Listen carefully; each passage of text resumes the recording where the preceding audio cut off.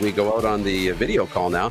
Welcome in Sean Reynolds of Sportsnet. How are you, Sean? I'm doing great. How are you? I'm doing awesome. Yeah. Last night, the Winnipeg Jets win their 15th game.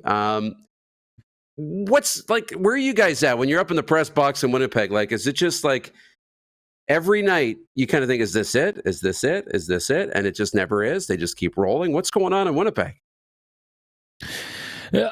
I think for me personally, I'm less focused in on the numbers, like the 15 wins in 16 games. That defies logic. It shouldn't be possible. What is impressive about this is you'll see for a lot of teams in their winning streaks that a lot of times, if you win 10 straight games, 3 of them are probably games that maybe you didn't deserve to win and somehow found a way to win it.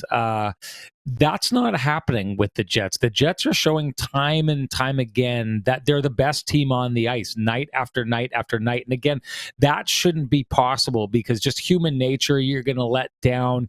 The physicality of the game means some days you're just not going to have it. Travel is going to get to you at some point. And, the team's just going to have a stinker on whole. But that's not happening with the Jets. And what you see from this team, what used to be concerning about the Winnipeg Jets is they were always this team that seemed to find a way to play down to their opposition's level. So they'd have this great roster, this great team. They'd go in and they'd play a team that was struggling, and then they'd play down to their level. And quite often the Jets were good enough that they would be able to skill their way through the game, show up for 3 minutes out of 60 minutes and still find a way to win that game. But quite often they'd find themselves on the wrong side of that. And that kind of mindset meant when it was time to start the engine and get going against really good teams, the Jets just wouldn't have it. This is the opposite. This is the Jets just finding a way. Now, I take a look at that game last night, and I don't think the Jets had their mojo in that game, and yet they're playing a really good New York Rangers team, and at every point of that game,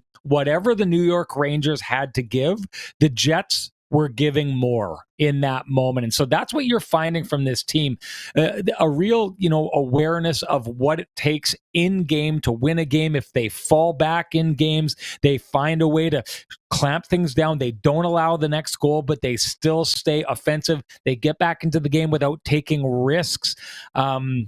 So this is just, there's a right way of playing hockey. And out of 16 games this year, the Jets have played the right way for like all but 15, 16, 17 minutes of a 16-game schedule. And that's the amazing part about this. The Jets are doing it right. They've earned pretty much every win they've had outside of a game where they kind of got taken over by the Colorado Avalanche, but still found a way to win. The Jets are legit. There's no pointing at this and saying it's fool's gold. Everything they're doing is the right thing. And that's why you're seeing the results. The results are earned. Yeah, and they're in the midst of like this insane schedule where they beat Colorado, Dallas, the Rangers. You're going to go on the road to Tampa. You got a home and home with Florida. Like, this is a really tough part of the schedule, and it's like they're not breaking a sweat.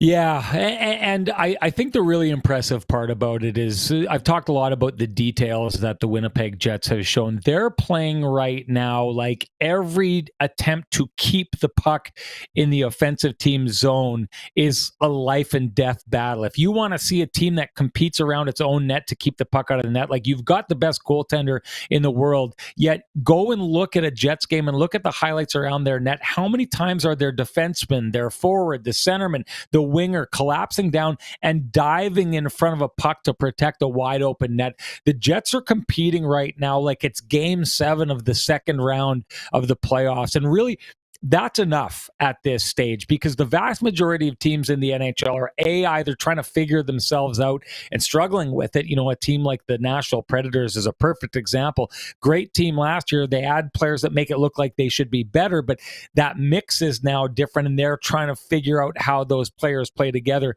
There's almost no change in the Jets roster from the opening roster from last season. So the Jets know who they are. They know how they need to play, and they are playing to the extent of their abilities against, like, if you watch that Rangers game last night, there's far too many casual moments for the New York Rangers in that game, and the Jets pounce all over that and they eat that up. So right now, the Jets are a team that is in fifth gear. They are at the top of their abilities right now, while a lot of teams are either not caring enough at this stage of the season to give it their all or can't because they haven't figured themselves up. And that's why the Jets are feasting on not just one or two or the bottom level teams. They're just feasting on everybody because the Jets have taken their game to a level that other teams just are not at yet.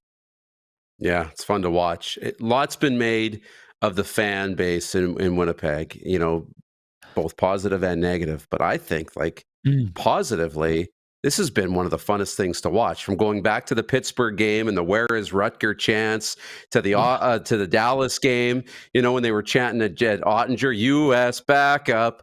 Like, this fan base is all over it. I love it.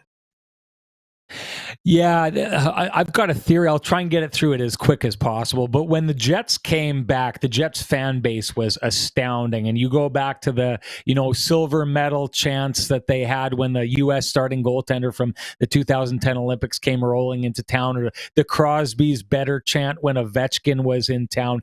This fan base comes up with some of the most clever ways to impact a game. They've always done that.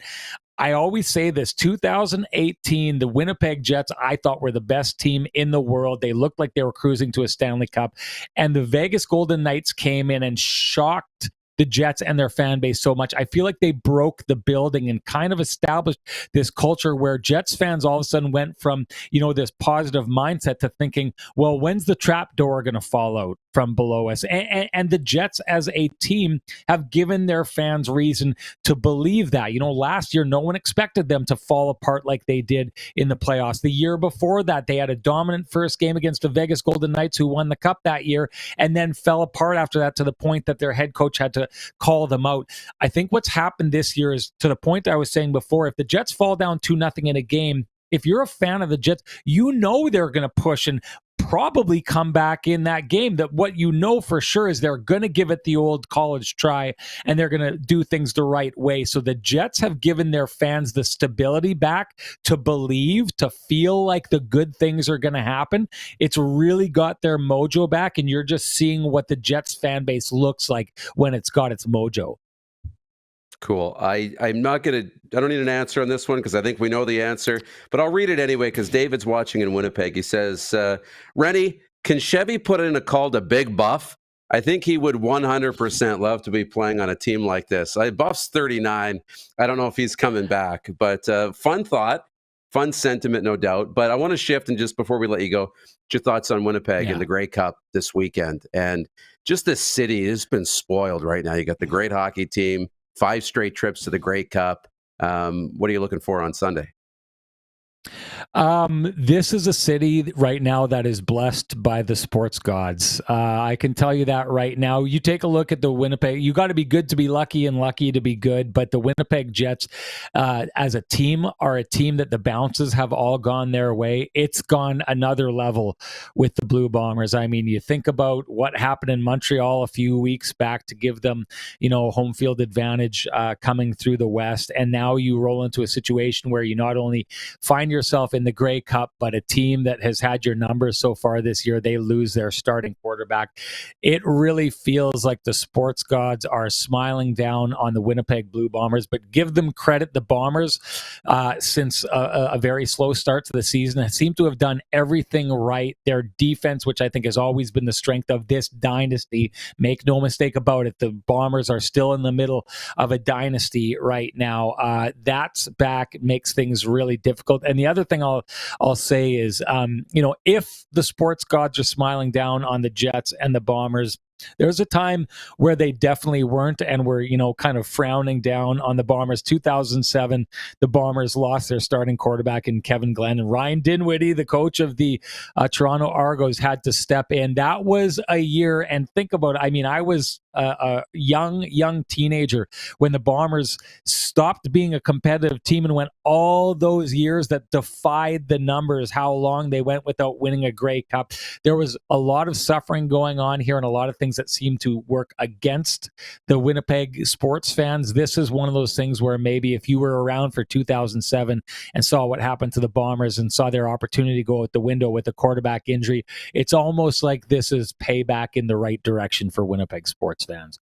Yeah, definitely. Definitely have earned it, no doubt. Well, appreciate this. Enjoy the ride, Sean. Thanks for taking some time today. Anytime.